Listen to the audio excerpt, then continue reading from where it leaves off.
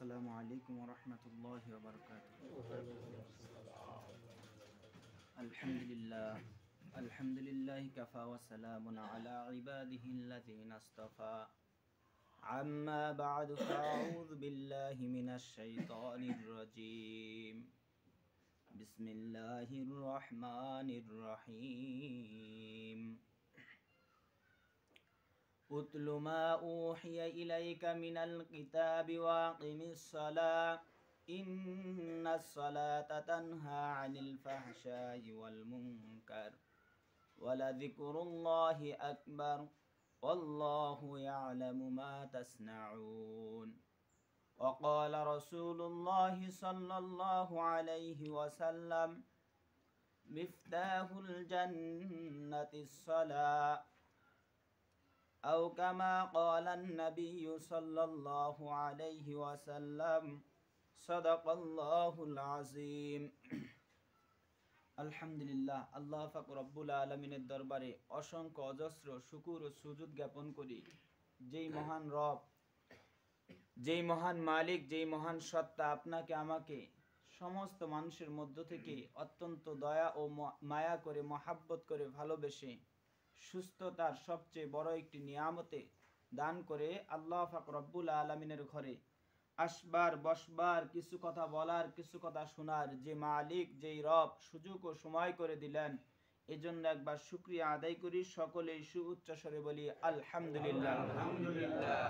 দরুদ ও সালাম সাইয়্যিদুল মুরসালিন, ইমামুল মুরসালিন, শেষ নবী, শ্রেষ্ঠ নবী, যেই নবী দুনিয়াতে এসেছেন উম্মতের গুনাহ মাফের জন্য, আল্লাহ পাক রব্বুল আলামিনের কাছে কেঁদেছেন, এখনো শুয়ে শুয়ে কাঁদতেছেন, সেই নবীর প্রতি মহাব্বত, শ্রদ্ধা, ভক্তি আর ভালোবাসা নিয়ে একবার দরুদ ও সালাম প্রেরণ করি। সকলেই বলি সাল্লাল্লাহু আলাইহি ওয়াসাল্লাম। আল্লাহ পাক রব্বুল আলামিন এই পৃথিবীতে যা কিছু সৃষ্টি করেছেন, প্রত্যেকটা সৃষ্টির এক একটি করে উদ্দেশ্য আছে, কারণ আছে। তার মধ্যে মানুষ এক প্রকার আল্লাহর সৃষ্টি। আল্লাহ পাক রব্বুল আলামিন মানুষকেও কি উদ্দেশ্যে সৃষ্টি করেছেন? আল্লাহ তাআলা বলে দিয়েছেন যে মানুষকে আমি আল্লাহর গোলামি, দাসত্ব করার জন্যই পৃথিবীতে প্রেরণ করেছি। আমি আপনাদের মাঝে আমার খুতবার শুরুতে কুরআনুল কারীমের 21 নম্বর পারার 1 নম্বর পৃষ্ঠার সূরাতুল আনকাবুতের 45 নম্বর আয়াত তেলাওয়াত করেছি। আল্লাহ পাক রব্বুল আলামিন এখানে বলেন, উতলু মা উহিয়া ইলাইকা মিনাল কিতাব। হে নবী, আপনি পাঠ করুন, তেলাওয়াত করুন। কি তেলাওয়াত করব? উহিয়া মিনাল কিতাব, যেটি ওহির মাধ্যমে আপনি নবীর উপরে আমি আল্লাহ নাযিল করেছি, তা আপনি তেলাওয়াত করুন, পাঠ করুন। ওয়া আকিমিস সালাহ, এবং আপনি নামাজ কায়েম করুন।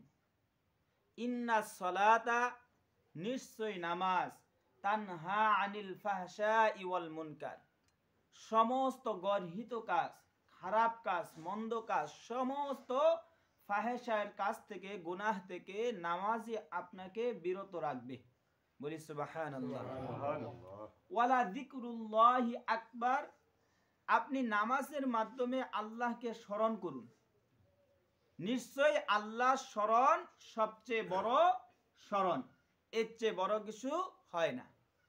আল্লাহু ইয়ালামু মা তাসনাউন, হে নবী, আপনার উম্মতদেরকে জানিয়ে দেন, তারা যা বলে সমস্ত কিছুই আমি আল্লাহ জানি, শ্রবণ করি এবং দেখি। এটি হলো আয়াতের শাব্দিক অনুবাদ। এখানে আল্লাহ তাআলা একটি মানুষকে নির্দেশ দিলেন যে তোমরা নামাজ কায়েম করো, নিশ্চয়ই নামাজ তোমাকে সমস্ত ফাহেশা কাজ থেকে বিরত রাখবে।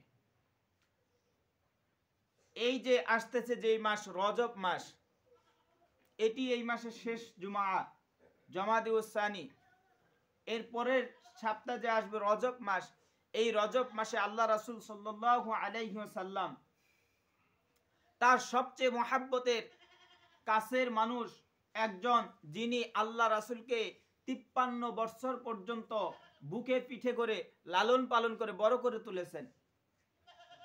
25 বছর বয়স থেকে আম্মাজান খাদিজাতুল কুবরা রাদিয়াল্লাহু তাআলা আনহা, তিনি আল্লাহ রাসূলকে বিবাহ করে তার সমস্ত সম্পদকে আল্লাহ রাসূলের জন্য, আল্লাহ রাসূলকে দান করে দিয়েছেন ইসলামের কাজ করার জন্য। এই দুইজন সবচেয়ে আপন মানুষ, একজন হলো আবু তালেব, আরেকজন হলো কি আম্মাজান খাদিজাতুল কুবরা রাদিয়াল্লাহু তাআলা আনহা। এই দুইজন মানুষই মাত্র 3 দিন ব্যবধান। 3 দিন আগে আম্মাজান খাদিজাতুল কুবরা দুনিয়া থেকে বিদায় নিয়ে চলে গেছেন, 3 দিন পর আবু তালিব দুনিয়া থেকে বিদায় নিয়ে চলে গেছেন। সবচেয়ে নবীর কাছের দুইজন মানুষ যখন দুনিয়া থেকে বিদায় নিয়ে চলে গেল, রাসূল সাল্লাল্লাহু আলাইহি ওয়াসাল্লামও তো একজন মানুষ ছিলেন, তিনি মানসিকভাবে ভেঙে পড়লেন।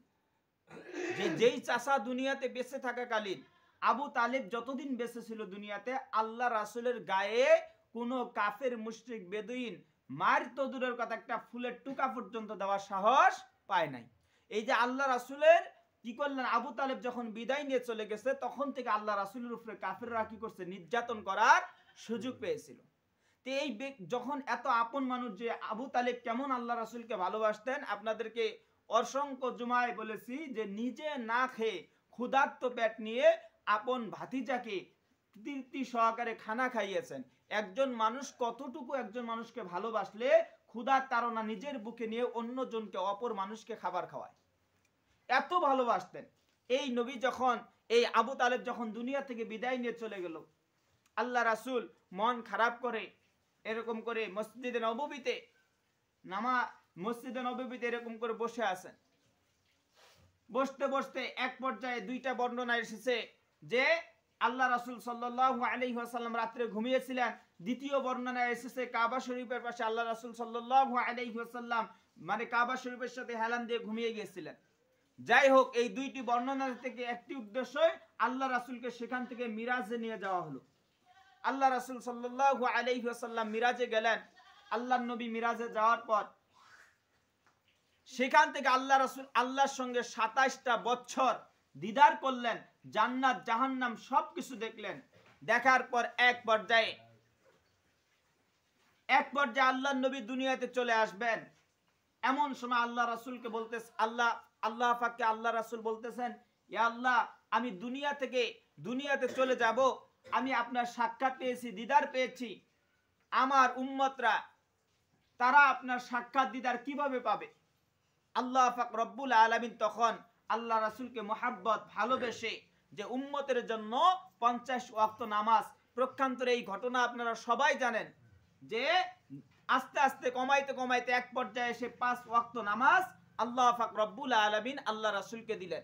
আল্লাহ রাসূল 5 ওয়াক্ত নামাজ নিয়ে চলে আসতেছেন। এমন সময় আল্লাহ পাক রব্বুল আলামিন তার হাবিবের মনকে খুশি করার জন্য একটি কথা বলে দিলেন যে, হাবিব, আপনার উম্মতরা যদি 5 ওয়াক্ত নামাজ সঠিকভাবে আদায় করে, আমি আল্লাহ বলে দিলাম 50 ওয়াক্ত নামাজের নেকি তাদের আমলনামায় দান করে দিব। এবার আল্লাহ রাসূল সাল্লাল্লাহু আলাইহি ওয়াসাল্লামের উপরে 5 ওয়াক্ত নামাজ দিলেন।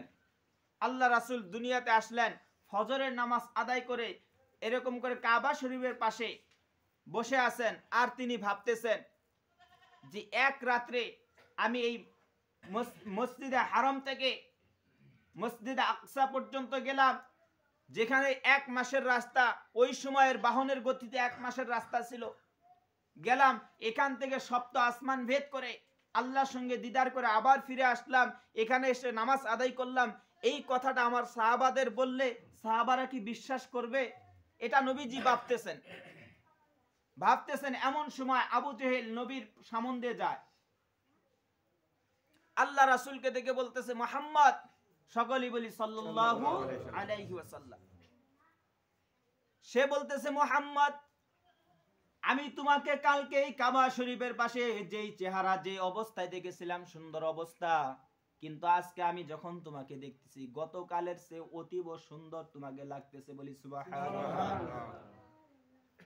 আল্লাহ রাসূল সাল্লাল্লাহু আলাইহি ওয়াসাল্লাম নামাজ আদায় করে কাবা শরীফের পাশে বসে আছেন। এখান থেকে মুসলমান একটা জিনিস শিক্ষা নেন, একজন মানুষ যদি কালো হয়, অসুন্দর হয়, ওই ব্যক্তি যদি 5 ওয়াক্ত নামাজ আদায় করে, আল্লাহ পাক রব্বুল আলামিন তার চেহারার মধ্যে এমন একটি নূর, এমন একটি জ্যোতি আল্লাহ তাআলা দান করে দেন। ওই ব্যক্তি যদি কালো হয়, তার দিকে যদি তাকান, একজন বেনামাজির চেয়ে তার চেহারাটা ভালো লাগে, বলেন ঠিক কিনা?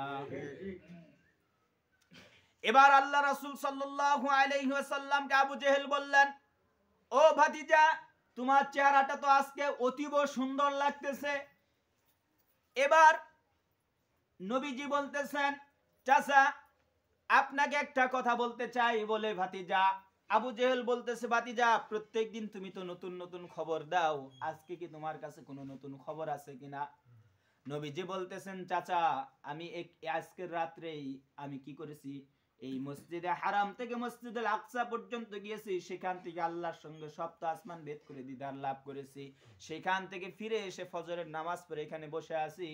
এবার আবু জেহেল বলতেছে, ও মুহাম্মদ, তোমাকে আমি কত চাইতাম যে তোমাকে মক্কা থেকে পাগল প্রমাণ করে, দুনিয়া পাগল প্রমাণ করে তোমাকে মক্কা থেকে তাড়িয়ে দিব, সুযোগ পাই নাই, আজকে সুযোগ পেয়েছি।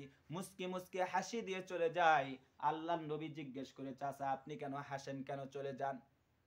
এবার বলতেছে, মুহাম্মদ আমি চলে যাচ্ছি মুস্কি মুস্কি হাসতেছি, এর কারণ হলো তোমার মাথা তো ঠিক নাই।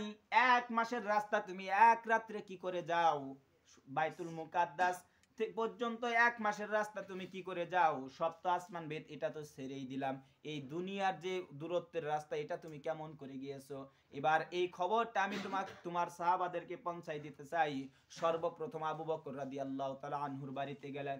যে আবু বকর রাদিয়াল্লাহু তাআলা আনহুকে ডাকতেছেন, আবু বকর রাদিয়াল্লাহু তাআলা আনহু বের হইলেন। সকাল সকাল আবু জেহেল আমার বাড়িতে এসেছে, নেতা আমার বাড়িতে এসে কি জানি দরকার। এবার বলতেছে, ও আবু বকর, তুমি তো সব সময় তোমার নবীর সঙ্গে একসাথে থাকো, তোমার নবী যা কয় তাই তুমি বিশ্বাস করো, তাই তুমি মেনে নাও। আজকে তোমার নবীর মাথা তো ঠিক না, আমি সব সময় তোমাকে বলতাম তোমার নবী পাগল, তুমি তো বিশ্বাস করতে না। আজকে তোমার নবী এমন একটা কথা বলেছে যে সে নাকি এক রাত্রে এই মসজিদে হারাম থেকে মসজিদুল আকসা পর্যন্ত ভ্রমণ করেছে। শুধু তাই নয়, সপ্ত আসমান ভেদ করে এরকম করে আরশে মুআল্লায় গিয়েছে, আল্লাহর সঙ্গে নাকি দিদার করেছে, দিদার করে দুনিয়াতে ফিরে এসেছে। এটা তোমার নবী মুহাম্মদ বলতেছে। এই কথা শোনার পর এবার যখন আল্লাহর নবীকে পাগল বলেছে আবু জেহেল, এবার আল্লাহ রাসূল সাল্লাল্লাহু আলাইহি ওয়াসাল্লামকে পাগল বলার কারণে আবু বকরের মেজাজটা গরম হয়ে গিয়েছে। বলতেছে, তুমি আল্লাহর রাসূলকে তুমি পাগল বলেছো। ও আবু জেহেল, তুমি শুনে রাখো, আল্লাহর রাসূলকে এই কথা বলেছে, তার জবান থেকে তুমি কি শুনেছো? এবার যখন বলতেছে, হ্যাঁ আমি শুনেছি, আল্লাহ রাসূল এই কথা, তোমার নবী এই কথা তার জবান দ্বারা বলছে, আমি আবু জেহেল নিজ কানে শুনেছি। আবু বকর রাদিয়াল্লাহু তাআলা আনহু আবু জেহেলকে বলতেছেন, ও আবু জেহেল, যদি আল্লাহ রাসূল বলে থাকে তাহলে শুনে রাখো, আমি সাক্ষ্য প্রদান করলাম আল্লাহর নবী যা বলেছে সত্য বলেছে। বলি সুবহানাল্লাহ। এই কথা শোনার পর আল্লাহর নবীর কাছে আবু বকর দৌড়িয়ে চলে আসলেন। আসার পর আল্লাহর নবীকে বলতেছেন, ইয়া রাসূলুল্লাহ, আপনি নাকি এই কথা বলেছেন? আল্লাহর নবী বলতেছে, আবু বকর আমি এই কথা বলেছি, তুমি কি বিশ্বাস করো? এবার আবু বকর চোখের পানি ছেড়ে দিয়ে বলতেছে, ইয়া রাসূলুল্লাহ, আপনার এমন চরিত্র এমন কঠোর, আপনার জিন্দেগিতে আপনার জবান থেকে একটা মিথ্যা কথা শুনি নাই। আপনি যেহেতু বলেছেন, আমি আবু বকর সাক্ষ্য দিলাম আপনি যা বলেছেন সত্য বলেছেন। এই কথা শোনার পর আল্লাহ রাসূল বললেন, ও আবু বকর, তুমি সত্যবাদীর দিক দিয়ে আমি নবীর কাছে প্রথম হয়ে গেলে। বলি সুবহানাল্লাহ। এই কথা বলার সঙ্গে সঙ্গে আল্লাহ পাক রব্বুল আলামিন জিবরাইলকে ওহী পাঠিয়ে দিয়ে আল্লাহ পাক রব্বুল আলামিন আল্লাহর নবীকে জানিয়ে দিলেন, হে রাসূল, আপনি আবু বকরের নামে শেষ একটা ডিগ্রি দিয়ে দেন, দুনিয়াতে যত সত্যবাদী আসুক না কেন, আবু বকর সিদ্দিক, আবু বকর হবে সমস্ত সত্যবাদীদের জান্নাতে লিডার। বলি সুবহানাল্লাহ। এই যে আল্লাহ রাসূল সাল্লাল্লাহু আলাইহি ওয়াসাল্লাম মিরাজ থেকে 5 ওয়াক্ত নামাজ নিয়ে আসলেন। এবার যখন আবু বকর সমস্ত সাহাবাদের মধ্যে প্রধান সাহাবা মেনে নিলেন, এবার এই কথা যখন সমস্ত সাহাবাদেরকে ডেকে বলা হলো, বলে যে আমাদের প্রধান লিডার মেনে নিয়েছে যে এটা সত্য, আমরা সকলেই সাক্ষ্য দিচ্ছি আল্লাহ রাসূল যা বলেছেন সত্য। উমর রাদিয়াল্লাহু তাআলা আনহু বলতেছে, ইয়া রাসূলুল্লাহ, আল্লাহ আমাদের উপরে নামাজ দান করেছেন 5 ওয়াক্ত। 5 ওয়াক্ত নামাজ কয় রাকাত নামাজ? আল্লাহ রাসূল বললেন যে 17 ওয়াক্ত নামাজ। 17 রাকাত নামাজ। বলে যে কোন ওয়াক্তে কয় রাকাত? বলে আল্লাহ তাআলা 5 ওয়াক্ত নামাজ দিয়েছেন, ফজর, জোহর, আসর, মাগরিব, ইশা। ফজরের নামাজ 2 রাকাত ফরজ, জোহরের নামাজ 4 রাকাত ফরজ, আসরের নামাজ 4 রাকাত ফরজ, মাগরিবে 3 রাকাত ফরজ, ইশার 4 রাকাত ফরজ। এই মোট 17 রাকাত ফরজ নামাজ আল্লাহ তাআলা আমাকে দিয়েছেন। এবার এই কথা শোনার পর উমর রাদিয়াল্লাহু তাআলা বলতেছে, ইয়া রাসূলুল্লাহ, আপনার কাছে একটু জানতে চাই, আল্লাহ তাআলা নামাজ দিবেন তো দিবেন, 17 রাকাত কেন দিলেন? আবার দিবেন তো দিবেন, 20 রাকাত দিতে পারতেন। প্রত্যেক ওয়াক্তে 4 রাকাত করে 4 5 20 20 রাকাত নামাজ দিতে পারতেন, 20 রাকাতও দিলেন না, 15 রাকাতও দিলেন না, 17 রাকাত কেন দিলেন? এটি আপনি নবীর কাছে একটু জানতে চাই। আল্লাহর নবী বললেন, আল্লাহ তাআলা যখন আমাকে 17 রাকাত নামাজ দিয়েছিলেন, আমিও আল্লাহকে প্রশ্ন করেছিলাম, আল্লাহ এই 17 রাকাত যে নামাজ দিলেন, ফজরের 2 রাকাত ফরজ নামাজ, ফজরের 2 রাকাত ফরজ নামাজ কেন আপনি দিলেন? আল্লাহকে যখন এই প্রশ্ন করেছিলাম, আল্লাহ পাক রব্বুল আলামিন বললেন, ও আমার হাবিব, আমি আপনাকে ফজরের 2 রাকাত নামাজের জন্য দিয়েছি যখন আপনি আদম আলাইহিস সালামের 1000 বছরের জিন্দেগি দেখেছেন, আর আপনি নবী আফসোস করেছেন যে আমার উম্মতরা 50-60 বছর জিন্দেগি পাবে, আর আদম আলাইহিস সালাম 1000 বছর জিন্দেগি পেয়েছেন।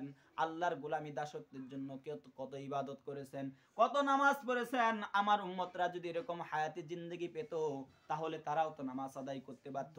আমি আপনি নবীর অন্তর বুঝি, আল্লাহু ইয়ালামু মা তাসনাউন। আমি আপনাদের সামনে খুতবার শুরুতে যে আয়াতখানা তেলাওয়াত করেছিলাম, বান্দা যা মুখে বলে অন্তরে যা চিন্তা করে সেটি সম্পর্কে সবচেয়ে বেশি জানেন যিনি, তিনি কে? আল্লাহ পাক রব্বুল আলামিন নবীজির অন্তরের আফসোসকে বুঝতে পেরে আল্লাহর নবীকে বললেন, আদম আলাইহিস সালামকে জান্নাতে আল্লাহ তৈরি করলেন, জান্নাত থেকে গন্ধম ফলের কাছে যাওয়ার কারণে সেটি ভক্ষণ করার কারণে আল্লাহ দুনিয়াতে পাঠাইলেন। লম্বা ঘটনা বলা উদ্দেশ্য নয়, শুধু শিক্ষা নেওয়ার জন্য বলতেছি। আল্লাহ পাক রব্বুল আলামিন দুনিয়াতে পাঠানোর পর 350 বছর কেঁদেছেন। আরাফার ময়দানে দুইজনের মিলন হয়েছে, আম্মা জান হাওয়া আলাইহিস সালাম এবং আদম আলাইহিস সালামের দুইজনের মিলন হয়েছে। সেই জায়গাটির নাম হলো আরাফা। আরাফা অর্থ হলো মিলনস্থল। আল্লাহ পাক রব্বুল আলামিনের কাছে দুজনে সারা রাত্রি ধরে সেখানে কেঁদেছেন। কাদার পরে এবার কাবা শরীফের কাছে এসেছেন। ফজরের ওয়াক্ত হয়ে যায় এমন সময় আল্লাহ পাক রব্বুল আলামিনের কাছে দুজনে দাঁড়িয়ে 2 রাকাত নামাজ পড়ে আল্লাহর কাছে মুনাজাত করে কেঁদেছেন। আল্লাহ পাক রব্বুল আলামিন ওই সময় আদম এবং হাওয়া আলাইহিস সালামকে ক্ষমার ঘোষণা জিবরাইলের মাধ্যমে পাঠিয়ে দিয়েছেন। আল্লাহ পাক রব্বুল আলামিন বলেন যে হাবিব, আপনার জন্য আমি 5 ওয়াক্ত নামাজকে নির্ধারিত করে দিয়েছি। প্রথম 2 রাকাত নামাজ হলো এই ফজরের নামাজ। যদি কোনো বান্দা, যদি কোনো উম্মত ফজরের 2 রাকাত ফরজ নামাজ যদি আদায় করতে পারে, আমি আল্লাহ বলে দিলাম আদম আলাইহিস সালামের 1000 বছর জিন্দেগির যত নেকি হয়েছে, ফজরের 2 রাকাত ফরজ নামাজ আদায় করলে আপনার উম্মতদের আমল নামায় সম পরিমাণ নেকি দান করব, বলি সুবহানাল্লাহ। সেদিন আল্লাহ রাসূল বলেছিলেন, আল্লাহ আপনি যেই নেকির কথা বললেন, আমি নবী বলে দিলাম আমার উম্মতকে যে যখন আমি ফজরের নামাজের এই ফজিলতটি বর্ণনা করব, তারা ঘুমকে হারাম করে, সমস্ত আরামকে হারাম করে তারা ফজরের 2 রাকাত নামাজ আদায় করবে। প্রত্যেকটা দিন 1000 বছর ইবাদত করার নেকি তাদের আমলনামায় পাবে, বলি সুবহানাল্লাহ। আজকে সেই মুসলমান আমরা কি হয়েছি, ফজরের আজান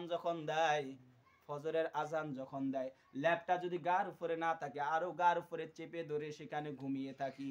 একটা কুকুরও দেখবেন যখন ফজরের আজান হয়ে যায়, গাছের পাখিগুলো ডাকে, আল্লাহর জিকির করে তাসবিহ তাহলিল পাঠ করে, কুকুরটাও ডাকে। এরকম করে খড়ের মধ্যে যেই মুরুকটা বন্দি থাকে সেটাও আল্লাহর তাসবিহ পাঠ করে সুবহান কুদ্দুসুন বলে তাসবিহ পাঠ করে। আমরা মুসলমান কেমন নবীর উম্মত হইলাম, আমরা ফজরের ফজরের সময় ঘুমকে আমরা আরাম করার জন্য ঘুমের মধ্যে থেকে নামাজকে ছেড়ে দিলাম, আর আমরা দাবি করলাম আমরা নবীর উম্মত। বলেন তো দেখি, যেই নবী 27 বছর মিরাজ করে 5 ওয়াক্ত নামাজ নিয়ে আসলেন, যেই নবী দুনিয়া থেকে বিদায় নেওয়ার সময় আসসালাত আসসালাত বলে নামাজ বলে কাঁদলেন, যেই নবী নামাজের জামাতকে কায়েম করার জন্য উহুদের ময়দানে কারবালার প্রান্তরে এত রক্ত ছড়াইলেন, সেই নবীর উম্মত বলে যদি নিজেকে দাবি করি, আমাদের আমলনামায় নামাজ থাকার দরকার আছে না নাই? আজকে আমাদের মধ্যে সেই নামাজ নাই।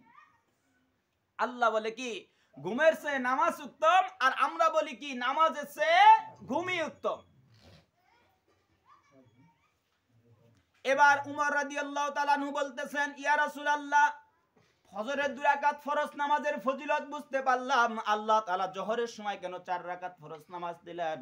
আল্লাহর নবী বলেন আমিও তো আল্লাহকে প্রশ্ন করেছিলাম। আল্লাহ পাক রব্বুল আলামিন বলেছেন মিল্লাতা আবিকুম ইব্রাহিম ওয়া সাম্মাকুমুল মুসলিমিন। এই পৃথিবীতে যত মুসলমান জাতি আসবে বলেন তো দেখি সকলের জাতির পিতার নাম কি? ইব্রাহিম আলাইহিস সালাম। মুসলমানের জাতির পিতা হলো ইব্রাহিম আলাইহিস সালাম। এই ইব্রাহিম আলাইহিস সালামের জন্ম হয়েছিল একজন মূর্তি পূজকের ঘরে। তিনি দুনিয়াতে আসার পর আস্তে আস্তে বড় হইলেন, হওয়ার পর যখন আল্লাহকে চিনতে পারলেন, এক আল্লাহকে সাক্ষ্য প্রদান করলেন, যখন এরকম করে আজরকে যখন প্রশ্ন করলেন বাবা বলেন তো দেখি বাবা আপনার খোদাকে, সর্বপ্রথম তার মাকে জিজ্ঞেস করেছিল মা তোমার খোদাকে, তোমার স্রষ্টাকে। এবার ইব্রাহিম আলাইহিস সালামের মা বলেছিলেন বাবা আমাকে যেহেতু লালন পালন করে তোমার বাবা আমার কাপড় চোপড় ওষুধ পাতি সমস্ত কিছু তোমার বাবা দেয়, তাহলে এই হিসেবে তো তোমার বাবা আমাকে লালন পালন করে, তোমার বাবা আজর হলো আমার খোদা, আমার স্রষ্টা। এবার বলতেছে মা আজর যদি আমার বাবা যদি তোমার স্রষ্টা হয় তাহলে বলো তো দেখি বাবার স্রষ্টাকে। এবার বলতেছে মা বলতেছে সন্তানকে ও সন্তান তোমার বাবাকে যেহেতু নমরুদ কি করে সমস্ত ভরণ পোষণ দেয়, তোমার বাবার খোদা হলো নমরুদ। এবার বলতেছে মা নমরুদের খোদা তাহলে কে? এবার যখন এই কথা বলছে এবার চিন্তা করতেছে মা যে যেই উদ্দেশ্যে এই নমরুদ সমস্ত সন্তানকে হত্যা করে বিদায় করে দিয়েছে, কোন সন্তান দুনিয়াতে আসতে দিবে না, আমি বুঝতে পেরেছি এই সন্তানই বুঝি আমার ঘরে এসে উপস্থিত হয়েছে।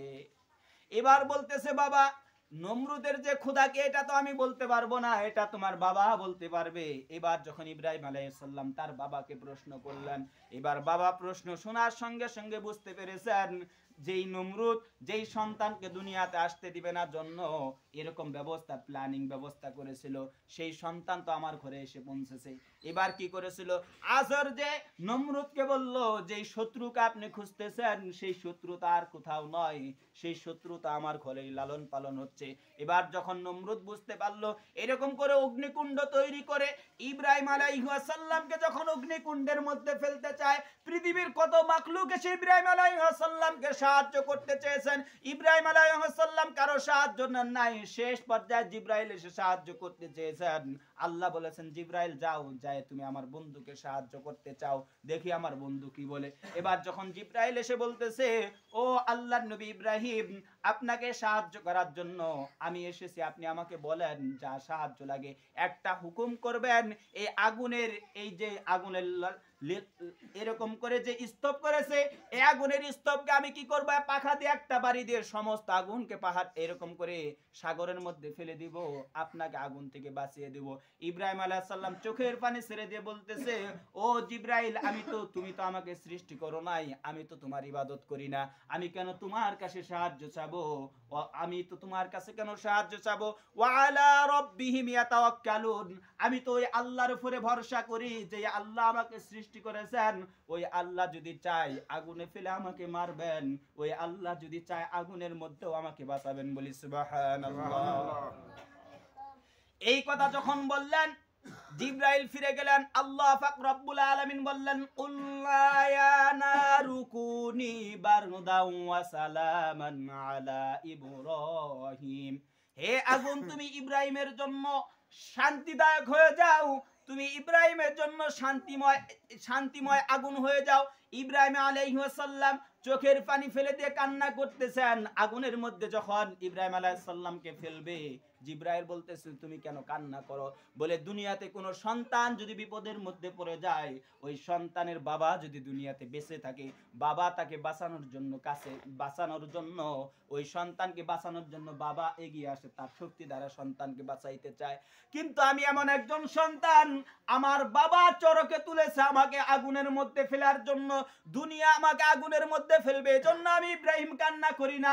বাবার আদর্শ হলো সন্তানকে রক্ষা করা, সেই সন্তানকেই যখন বাবা আগুনের মধ্যে ফেলতে যায় আমি বুঝতে পেরেছি এই দুনিয়াতে আমাকে সাহায্য করার জন্য আল্লাহ ছাড়া আর কেউ নাই। এই কথা বলে চোখের পানি ছেড়ে দিয়েছেন। এক পর্যায়ে ইব্রাহিম আলাইহিস সালামকে লম্বা ঘটনা বলা উদ্দেশ্য নয়, আগুনের মধ্যে যখন ফেলেছেন, আগুনটা যখন তার জন্য শান্তিদায়ক হয়েছে, ওই আগুনের মধ্যে বসে 4 রাকাত নামাজ আদায় করেছিলেন আল্লাহ শুকরিয়া আদায় করার জন্য। ওই 4 রাকাত নামাজকে আল্লাহ সংরক্ষণ করে রেখেছিলেন। আল্লাহর নবীকে মিরাজের মধ্যে ওই 4 রাকাত জোহরের নামাজ উপহার দিয়ে আল্লাহর নবীকে বলে দিয়েছেন, নবী আপনাকে 4 রাকাত নামাজ আমি জোহরের নামাজ হিসেবে ফরজ করে দিলাম, উপহার দিলাম।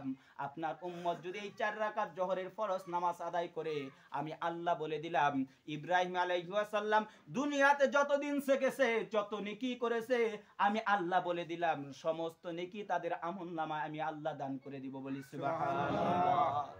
এজন্যই তো হাদিসের মধ্যে এসেছে আল্লাহর নবীর পর এই নবীর উম্মত জান্নাতে না যাওয়া পর্যন্ত অন্য কোন নবীর উম্মত জান্নাতে যেতে পারবে না, বলি সুবহানাল্লাহ। কেন যেতে পারবে না? সমস্ত নবীদের যত নেক আমল আছে, ইবাদত আছে, সমস্ত ইবাদত যদি কোনো ব্যক্তি কি করতে পারে, 5 ওয়াক্ত নামাজ আদায় করতে পারে, আল্লাহ তাআলা তাদের আমলনামায় দান করে দিবেন। আর তাদেরকে জান্নাত দেওয়ার পর অন্যান্য নবীরা জান্নাত যাওয়ার সুযোগ পাবে, বলি সুবহানাল্লাহ। আজকে আমরা কি করেছি? সেই জোহরের নামাজ আদায় করি না, ফজরের নামাজ যায় ঘুমে, জোহরের নামাজ যায় কাজে। এরকম করে এই 5 ওয়াক্ত নামাজ যদি বলতে যায়, 5 ওয়াক্ত নামাজ 5টা নবীর পুরস্কার হিসেবে আল্লাহ তাআলা আমাদেরকে দিয়েছেন। অথচ আজকে এই নামাজের সাথে আমাদের সম্পর্ক নাই। এই নামাজের সাথে যদি সম্পর্ক থাকতো, শাহজালাল ইয়ামিনী রাহমাতুল্লাহি আলাইহি যখন গৌর গোবিন্দের পতন করার জন্য যখন কি করেছেন, এরকম সিলেটের সুরমা নদী দিয়ে পার হয়ে আসবেন, পারাপারের কোনো ব্যবস্থা নাই, গৌর গোবিন্দ সমস্ত পারাপারের ব্যবস্থাকে বন্ধ করে দিয়েছে, 2 রাকাত নামাজ আদায় করেছে। ক্যানতলা থেকে একটি জায় নামাজ বের করে 2 রাকাত নামাজ আদায় করে ওই জায় নামাজকে যখন পানির মধ্যে কি করেছে, বিছিয়ে দিয়েছে, আল্লাহ তাআলা ওই জায় নামাজ করে ওই সুরমা নদী পার করে শাহজালাল ইয়ামিনীকে সিলেটের মধ্যে পৌঁছে দিয়েছেন, বলি সুবহানাল্লাহ।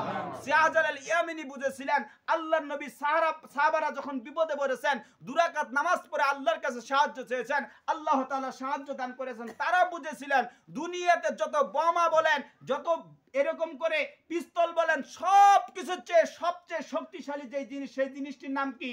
নামাজ। নামাজের চেয়ে শক্তিশালী ইমানদারের কাছে আর কিছু হতে পারে না। কোন ইমানদার যত বিপদের মধ্যেই থাক না কেন, সে যদি 2 রাকাত নামাজ পড়ে আল্লাহর কাছে সাহায্য চায়, আল্লাহর কসম করে বলি, আপনার ব্যক্তিগত জীবনে কখনো বিপদে পড়েছেন, সমস্যার সম্মুখীন হয়েছেন, 2 রাকাত নামাজ আদায় করেন, আল্লাহর কাছে সাহায্য প্রার্থনা করেন, চোখের পানি ফেলে কান্না করেন, আল্লাহর কসম করে বলি, আল্লাহ তাআলা তার গায়বী সাহায্য আপনার উপরে মদদ করে আল্লাহ তাআলা আপনাকে সেই বিপদ থেকে রক্ষা করবেন, বলি সুবহানাল্লাহ। এই বিশ্বাস আছে না নাই? আছে। এই বিশ্বাস হবে কখন?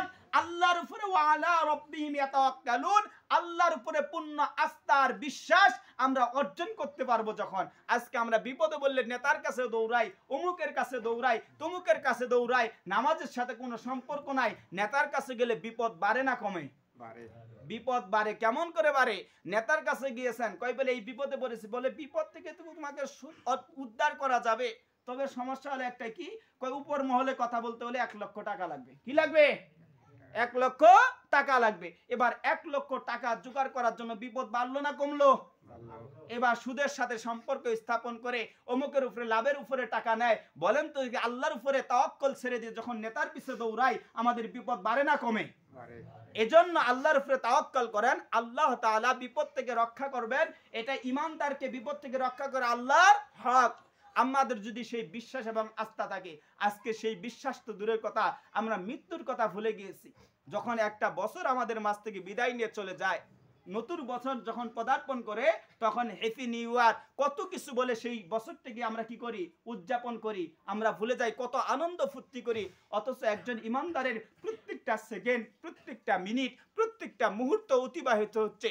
একজন মুসলমান ইমানদার কবরের দিকে রওনা দিয়েছে, তার তো 1 ঘন্টা যখন চলে যায়, তার তো চিন্তা করা উচিত যে 1 ঘন্টা আমার থেকে চলে গেল, আমি 1 ঘন্টা কবরের দিকে অগ্রসর হইলাম। আর 1টা দিন চলে গেল, 1টা দিন কবরের দিকে আমি এগিয়ে গেলাম। 1টা বছর চলে গেল, আমার এখন 20 বছর, 21 বছর, 25 বছর, 26 বছর, 27 বছর, এরকম করে প্রতিটা বছর চলে যাচ্ছে। বাঁচবই আর কতদিন? প্রত্যেকটা বছর আমি নতুন একটা করে বছর যখন আমার মাঝে আসতেছে, একটি করে বছর আমার হায়াতের জিন্দগি থেকে চলে যাচ্ছে, আমি কবরের দিকে রওনা হচ্ছি। অথচ সেই মুসলমান নিজেকে মুসলমান বলে দাবি করে নতুন বছর যখন তার সামনে আসে, হ্যাপি নিউ ইয়ার, কত আনন্দ ফুর্তি করে ওই বছরটাকে সে উদযাপন করে, আনন্দ ফুর্তি করে হ্যাপি নিউ ইয়ার পালন করার কোনো বিষয় নয়।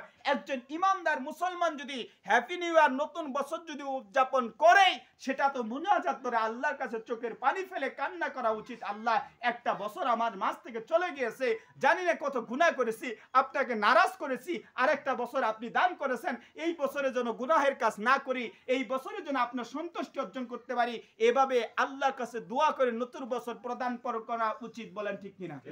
একজন ইমানদার কখনো এই বক্স বাজিয়ে, গান বাজনা করে, বক্স বাজিয়ে নতুন বছরকে সে কখনো স্বাগত জানাইতে পারে না। এটা কোনো ইমানদারের চরিত্র হতে পারে না। বলেন ঠিক কিনা? আল্লাহ তাআলা বলেছেন যে কুনতুম খায়রা উম্মাতিন উখরিজাত লিন-নাস তা'মুরুনা বিল মা'রুফ ওয়া তানহাউনা আনিল মুনকার। তোমাদের মধ্যে অবশ্যই একটা এমন দল থাকবে যেই দল নিজে কি করবে? সৎ কাজ করবে, অন্যকে সৎ কাজের দিকে ডাকবে এবং অসৎ কাজ দেখবে যখন বাধা প্রদান করবে তখন। অথচ বলেন দেখি ইমানদারের দায়িত্ব কি? নিজে নেক আমল করা, অন্যায় দেখলে কি করা? বাধা প্রদান করা, বাধা দেওয়া। আজকে দেখেন তো এমন একটা রাত নাই যে কি হয় না বক্সের গান বাজনা দিয়ে এরকম করে গান বাজনা বাজিয়ে চারদিকে সয়লাভ করা হয় না। এরকম হয় কি হয় না? আপনাদের সমাজের মধ্যে আপনারা সিদ্ধান্ত নেন, আজ থেকে নিয়ত করলাম যে একটা রাত্র যদি কি হয়, এই যে একটা যদি কি হয় এরকম করে ওয়াজ মাহফিল হয়, সেখানে দেখবেন কত সমালোচনা, যে কি গান বাজনা বাদ দিয়ে, ফজরের নামাজ বাদ দিয়ে সারা রাত ওয়াজ শুনে কি লাভ, ফজরের নামাজ যদি আদায় না করি। অথচ দেখবেন ওই ব্যক্তিগুলো যখন বক্স বাজে তখন একটা বারো বলে না সারা রাত বক্স বাজে কি লাভ যদি ফজরের নামাজ আদায় না করি। ওই জায়গায় কথা বলবে না। এদের বাধা দেওয়ার চরিত্র হবে কোথায়? যেখানে কোরআন হাদিসের আলোচনা হয় এটা নিয়ে সমালোচনা করবে, কিন্তু বক্স বাজিয়ে গান বাজিয়ে সারা রাত যে সেখানে কি করে আনন্দ ফুর্তি করতেছে, এই বিষয় নিয়ে একটা কথাও বলবে না। আল্লাহর কসম করে বলি, আপনি নিজেকে ইমানদার বলে দাবি করেন, বক্স বাজাইলে সেই জায়গায় কোনো কথা বলেন না, কোরআন হাদিসের আলোচনা হয় সেখানে কথা বলেন, আপনার চরিত্র এখনো পূর্ণাঙ্গ ইমানদার হতে পারে নাই। বলেন ঠিক কিনা? এজন্য আজ থেকে নিয়ত করেন যে অন্তত পক্ষে আমার সমাজটাকে আমি চেঞ্জ করব। ইয়া আইয়ুহাল্লাযীনা আমানু তুবু, ইয়া আইয়ুহাল্লাযীনা আমানু কু আনফুসাকুম ওয়া আহলিকুম নার। তুমি বাঁচো, তোমার আহালকে বাঁচাও, তোমার সমাজকে বাঁচাও, তারপর তোমার ইউনিয়ন, উপজেলা এগুলোকে বাঁচাও। সর্বপ্রথম আমরা সিদ্ধান্ত গ্রহণ করি, আমার সমাজে কোনো বাড়িতে যদি বিবাহের অনুষ্ঠানে গান বাজনা করা হয়, সেই বিবাহ বাড়িতে দাওয়াত খাওয়া তো দূরের কথা, একটা মানুষও যাবেন না, একটা মানুষও যাবেন না। যেই বিবাহ আল্লাহ রাসূল সুন্নাত একটি ফরজ কাজ সম্পন্ন করার পর আল্লাহ শুকরিয়া আদায় না করে সেখানে বক্স বাজিয়ে গান বাজনা করে সেখানে তুমি আনন্দ ফুর্তি করে এই বিবাহ বাড়ি উদযাপন করো, এই একটা বার খালি সিদ্ধান্ত গ্রহণ করেন, যেই বাড়িতে বিয়ের সময় গান বাজনা করা হবে সেই বাড়িতে কখনো কোনো নামাজি ব্যক্তি হোক বেনামাজি হোক ওই বাড়িতে দাওয়াত খাইতে যাবেন না। দেখবেন ওই ব্যক্তির 14 গোষ্ঠীর শিক্ষা হবে, আর কোনো বিয়েতে গান বাজনা বাজাবে না। বলেন ঠিক কিনা? এজন্য সিদ্ধান্ত গ্রহণ করেন, আজ থেকে নিয়ত করেন যে একটা বিয়ে বাড়িতে আমরা সিদ্ধান্ত নিলাম, মুসলমান দাওয়াত দিলে দাওয়াত গ্রহণ করা কি সুন্নাত। আজকে অনেক সময় আমি হুজুরকে আমাকেও বলে যে হুজুর অমুক বাড়িতে দাওয়াত দিছে, যান নাই কেন? কেন যে যাই না এটা বললেও সমস্যা, না বললেও কি সমস্যা। তুমি গান বাজনা বাজিয়ে কি করতেছো? ছেলে মেয়ের বিবাহ দিতেছো, অথচ বিবাহ দেওয়া একটা ইবাদত, এই ইবাদতের মধ্যে আল্লাহকে নারাজ করতেছো। আমি তোমাকে খুশি করার জন্য কেন যাব? ঠিক কিনা? আমি কেন তোমাকে খুশি করার যাব? তুমি আল্লাহকে নারাজ করেছো। আমি একজন ইমানদার, আমি একজন যদি মুসলমান হই, তোমাকে খুশি করার জন্য সেই বিবাহ বাড়িতে সেই অনুষ্ঠানে কখনো আমি উপস্থিত হব না। বলেন ঠিক কিনা? এজন্য সিদ্ধান্ত গ্রহণ করেন, পিকনিক খাও, যদি পিকনিকে সারা রাত যদি উদযাপন করতেই হয়, ওয়াজ বাজাও, গজল বাজাও, কোরআন তেলাওয়াত শোনাও, গান বাজনা বাজিয়ে কোনো পিকনিক চলবে না। কোন এরকম করে কোন বিয়ের অনুষ্ঠানে যদি বক্স বাজাইতে হয় সেখানে ওয়াজ বাজাও, কোরআন তেলাওয়াত বাজাও, কিন্তু গান বাজনা বাজিয়ে আল্লাহকে নারাজ করে বিবাহ সম্পন্ন করবা, এই বিবাহতে কোনো মুসলমান কখনো দাওয়াত খেতে যাইতে পারে না। আল্লাহ তাআলা যেন আমাদের সকলকে এই জিনিসগুলো পরিবর্তন করে নতুন বছরে আল্লাহর কাছে গুনাহ মাফ চেয়ে যেন আল্লাহ তাআলা নতুন বছরে আমাদের সকলকে হায়াতে জিন্দেগি পদার্পণ করার তৌফিক দান করেন। সকলেই বলি আল্লাহুম্মা আমিন। ওয়া আখিরু দাওয়ানা আলহামদুলিল্লাহি রাব্বিল আলামিন। যারা সুন্নাত পড়েন তারা সুন্নাত আদায় করেন।